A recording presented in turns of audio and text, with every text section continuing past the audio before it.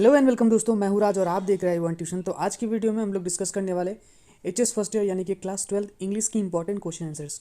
तो आज की वीडियो में हम लोग डिस्कस कर लेंगे एलियन प्लेनेट के क्वेश्चन आंसर्स के बारे में।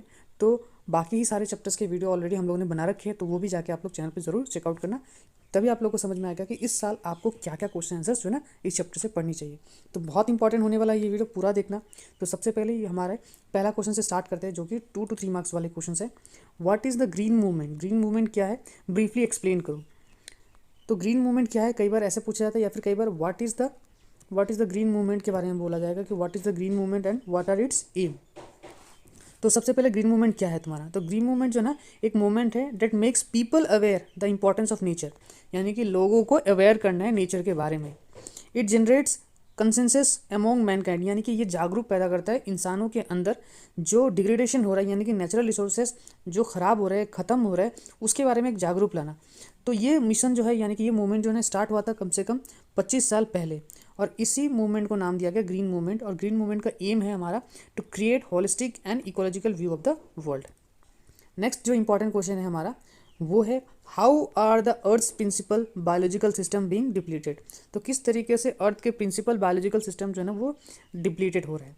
तो मिस्टर लेस्टर आर ब्राउन ने पॉइंट किया था 4 principal biological system of earth, जिसमें से फिशरी, फॉरेस्ट, ग्रासलैंड और क्रॉपलैंड है। ठीक है, ये 4 प्रिंसिपल्स हैं तुम्हारे। और इसमें से क्या हो गया, this system are on the basis of global economic system being depleted. और ये किसके ऊपर में है? जो ग्लोबल इकोनॉमिक सिस्टम जो खत्म होते चला जा रहा है इंसानों की वजह से, उसके ऊपर है। क्योंकि आप लोगों को पता ही होगा कि ह्यूमन जो है उनका डिमांड डे बाई डे बढ़ता ही चला जा रहा है, और जब डे बाई डे डिमांड बढ़ता चला जाएगा तो हम लोग रिसोर्सेज को ख़त्म करते चले जाएंगे, जो कि बहुत अनसस्टेनेबल लेवल तक पहुंच चुका है। जैसे फिशरीज़ को ख़त्म कर दिया गया, रियून कर दिया गया, यानी कि ख़त्म कर दिया गया। फॉरेस्ट को काट दिया गया, क्लियर कर दिया गया। ग्रासलैंड और क्रॉप्सलैंड को क्या कर दिया गया, डेजर्ट्स में कन्वर्ट कर दिया गया, यानी कि उनको भी ख़त्म कर दिया गया। इन चारों ही चीज़ों को अगर हम लोग ख़त्म करते चले जाएंगे तो हमारे लिए बचेगा क्या, फ्यूचर के लिए क्या बचेगा। नेक्स्ट क्वेश्चन हमारा है what do you understand by the concept of sustainable development. तो कॉन्सेप्ट ऑफ जो सस्टेनेबल डेवलपमेंट है उसका मतलब क्या है, एक्सप्लेन किया गया है जो एलिंग प्लैनेट में द ग्रीन मूवमेंट्स रोल। तो ये हम लोग को बताना है। तो सबसे पहला बात तो समझ लो कि development that meets the needs of the present without harming the needs of future generation, यानी कि ऐसे डेवलपमेंट जो हमारे प्रेजेंट के नीड्स को तो पूरा कर रहा है लेकिन फ्यूचर को बिना हार्म किए हुए, यानी कि फ्यूचर में हम इस रिसोर्सेज को वापस दोबारा इस्तेमाल कर पाएंगे या फिर हमारे नेक्स्ट जनरेशन जो है उसको इस्तेमाल कर पाएंगे, उसे हम लोग कहते हैं सस्टेनेबल डेवलपमेंट। उसके बाद यहाँ पे बताया गया है कि we have keep the balance the principal biological system, जो कि अर्थ का है, शुड बी। देखो जो हमारा प्रिंसिपल बायोलॉजिकल सिस्टम है अर्थ का, उसको जो है ना एक इकट्ठा जो है ना हम लोग को एक तरीके से इस्तेमाल करना चाहिए, ना ही ज़्यादा ना ही कम। फिशरीज, फॉरेस्ट, ग्रासलैंड और क्रॉपलैंड, इनको ना हम लोग को मैनेज करना पड़ेगा, यानी कि हम लोग को जितना ज़रूरत है हम लोग उतना ही इस्तेमाल करेंगे ताकि ये फ्यूचर जनरेशन के लिए बचा रह सके।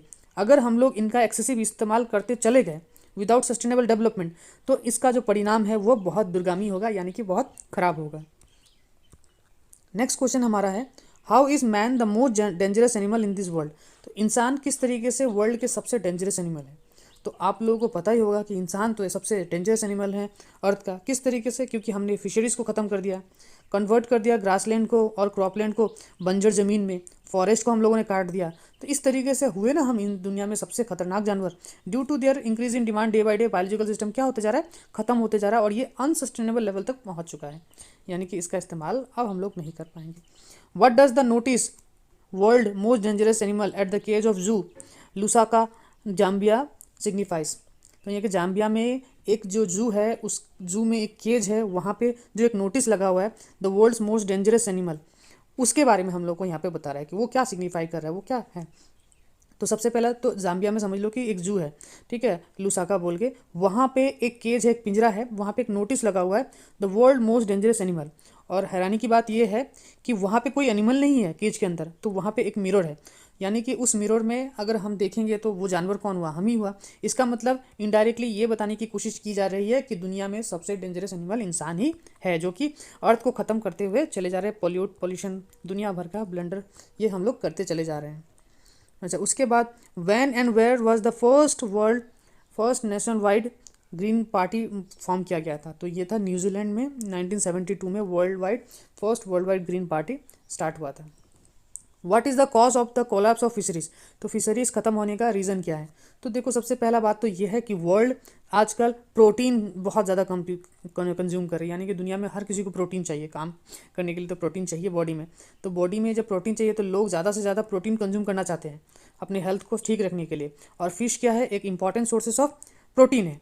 तो उसके वजह से फ़िश का शिकार यानी कि ओवर फिशिंग हो रहा है हर दिन, और इसके वजह से तुम्हारा फिशरी क्या होते जा रहा है, वो कोलैप्स होते जा रहा है।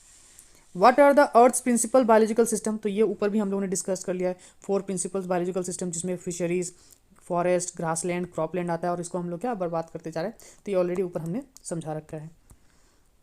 उसके बाद why does the author aver, ये एवर होगा, ठीक है, aver that the growth of the world population is one of the strongest factor. तो यहाँ पे ऐसे क्वेश्चन जो ना अगर आप लोग पढ़ के जाते हो तो मुझे नहीं लगता कि इसके बाहर कोई भी क्वेश्चन जो है ना स्टेट बोर्ड है यानी कि एसएक में पूछे जाएंगे। तो ये सब पढ़ लेना। अगर वीडियो के पीडीएफ चाहिए तो डिस्क्रिप्शन में दी गई लिंक पे जाकर छोटी सी पेमेंट करके आप ये पीडीएफ इंपॉर्टेंट क्वेश्चंस की आप लोग ले सकते हो। तो आई होप कि आपको ये वीडियो इन्फॉर्मेटिव लगी होगी। वीडियो इन्फॉर्मेटिव लगी हो तो लाइक, कमेंट, शेयर करना ना भूले। साथ ही साथ हमारे चैनल को सब्सक्राइब कर दे। हम जल्दी हाजिर होंगे एक नए वीडियो के साथ। तब तक के लिए गुड बाय।